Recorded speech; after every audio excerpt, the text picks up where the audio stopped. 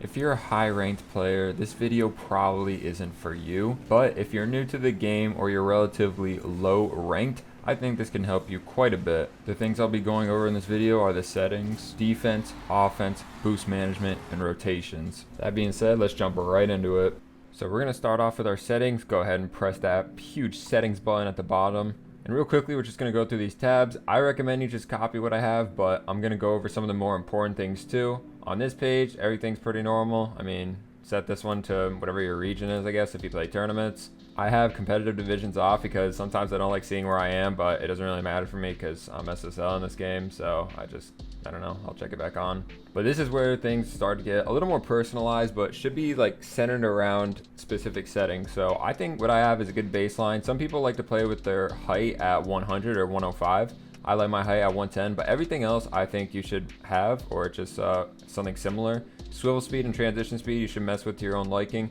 However, stiffness, angled, distance, and even FOV, they should probably be at something very similar to what I have on the screen. Also, I don't know if this is on console, but if you're on PC, these camera presets are really cool. They add in a lot of pro players in their presets, so if you click on them, it'll show all the numbers below. I don't really want to mess up my settings, but trust me, it'll happen.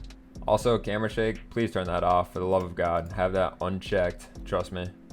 Moving on to the controls, steering and aerial sends, you should have this pretty low. I have mine on 1.1 and 1.0, but honestly, it could be 1.0 for both of them. Mess around with it in free play to your liking, see how things feels. Your dead zone should probably be something similar to mine, unless your controller is a little whack. I also like vibration disabled. I did this like within the past 2 years. I think it makes me a little more precise with my controls when I have it disabled, but this is just kind of optional too. And for the bindings, I have something that is specifically tailored for me. As we scroll down, you can just see I have my boost binded to right bumper. And some people have that on B still, some people have that on something else. But once again, this is just something I am comfortable with. If you guys don't like this, you can just look up other YouTube videos or even on Google, just best bindings in Rocket League or some of the pro bindings in Rocket League.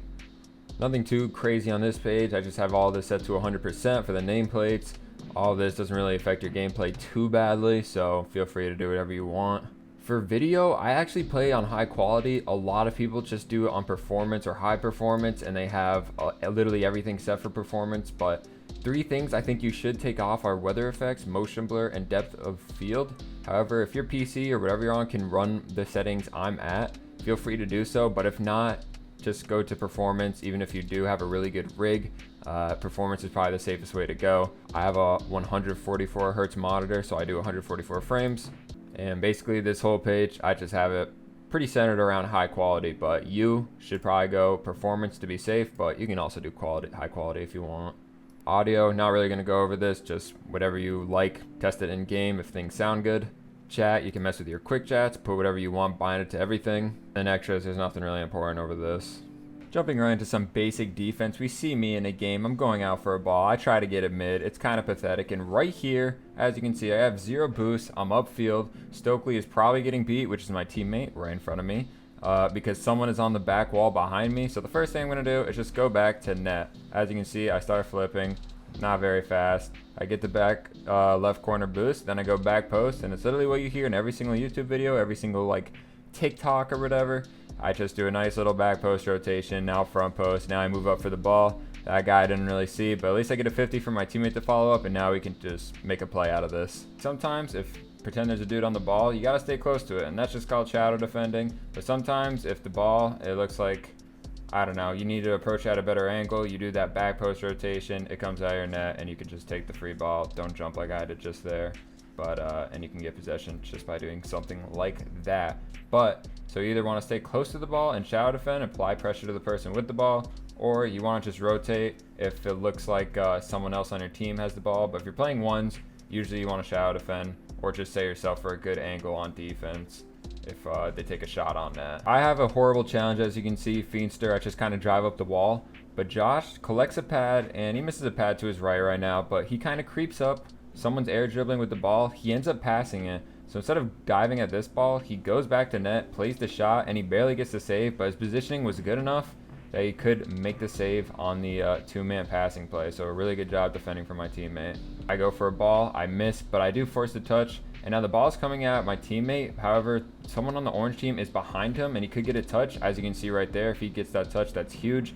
So what my teammate has to do is cut in the middle, play that shadow defense, and make sure nothing can get across that like the midfield. No center balls allowed. So he just stays mid, he cuts it off, throws it into the corner, and instead of rotating back post, that would take way too long. Possibly a huge play could happen. And look at this, now we're on the counter. A clip of my teammate who is top 100, he's probably top 10 right now, Mutinate. He's just playing the midfield line, and he plays great shadow defense. Rewind one more time, he grabs some pads, he has 60 boost on him, sends it to the corner real nicely. I'm covering the backboard just in case, but it's just a great job of him defending our net. But if any of this stuff is too advanced for you guys, just remember, have boosts, stay near the net or stay near the ball, do whatever you think is right. 1v1s really help you identifying like what you need to do. Just watch yourself in replays and just figure out what you need to do in your given situations. So here's one of the more simple shots from my rank. Teammate has 20 boosts, he's staying at the midfield line, grabs a pad, ball goes off their backboard, and all he has to do is just be there and be ready for the pass mid. He has very little boost. All he has to do is shoot it on net, but the other team makes a mistake, and my teammate capitalizes by just being in position to shoot the ball. Defense transitioning to offense. I have a little boost on me. I don't keep the ball too close to me. However, my teammate is going for the bump, and I just keep it close enough where all I have to do is get a 50. It's virtually impossible for him to save. My teammate does a great job by driving out in front of me and just bumping the other kid, or just making him jump.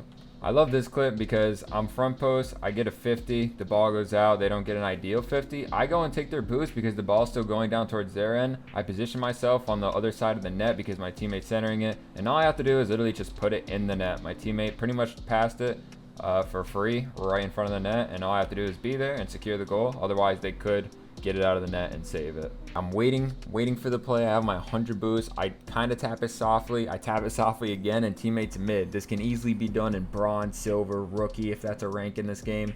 All teammate literally had to do was just be there in the middle, just in case it gets there, which it did, and just shoot it. And if you can't do that, then play free play or just something, because you should be able to front flip into the ball or just hit the ball in the net, as long as you're positioned properly. Settings, take off unlimited boost. I'm gonna waste it real quick. Don't actually do this in a game because that is not good boost management. I have 0 boosts, and let's say I gotta go defend the blue net on the other side of the pitch. I'm gonna go ahead and follow these pads right here, and hey, look at me, I'm here with 48 boosts on the ball. I can keep getting these pads if I want, and if I want to take just some of the side boosts or the corner boosts, if they're there, which sometimes they're not always there, you can take them, and you definitely should control it, the boost, as often as you can. Control your own boost, get your boost when you can, but if the ball is coming towards your net, please don't go for your corner boost, bro. That is not smart. You always want to just pad up, play close to your net if you can. Once again, so much of this game is situational. Like, you gotta look at your replays and know when you should do what, when you can go for this corner boost, when you can go for, when you should pad up and stay close to your net if the ball is coming to you.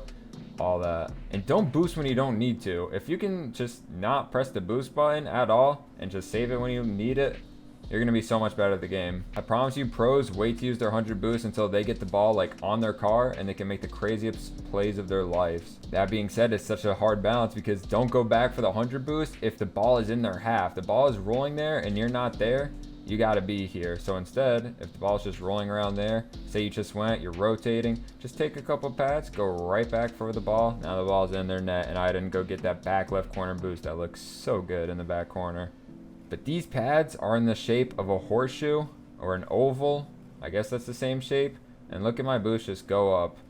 Up and up and up and up and up and up. I'm literally holding the boost button down too. I am wasting boost as I'm grabbing this boost. It's pretty much infinite boost. How many times can I say that word? I don't know. But it goes to show you don't always need these 100 boosts in the side, on the sides, in the corner. Over clip, but let's look at me. I'm front post right now. My teammate just went. I try to take a control touch, get it out of my corner. I actually don't end up doing it, but teammate should be behind me. He misses. They could score here, but they kind of mess up. But the Feenstra path is what I really want to look at. Goes all the way around, wide rotation, sees my teammates are back the whole entire time, and stops right here. I have 100 boosts. I can do whatever I want with the ball, and all I did was just do a huge circle. I wish I got that challenge, but at least I took their corner, and at least I got it out of our half. Here's the POV. Try to get the 50. this mid boost does not spawn under me, so I start grabbing some pads. I miss a lot, and I realize I can rotate really wide here, so I take that mid boost. I don't need to pad up, and now I can control his free ball, which gets away from me, but at least it is out of our half.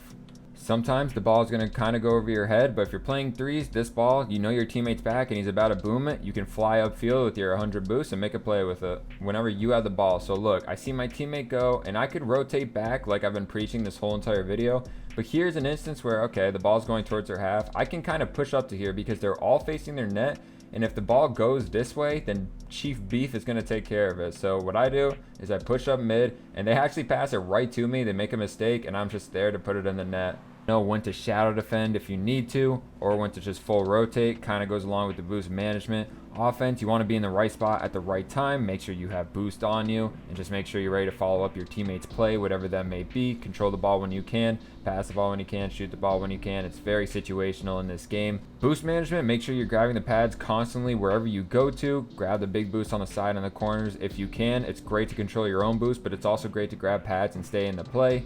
Lastly, know when you need to rotate. If the play looks dead and there's nothing to do downfield anymore, just go back to net. And if your teammates have the ball in their half, don't go all the way back to net, but maybe stay at the midfield line where you can follow up on a play and keep the play going. Sorry teammate.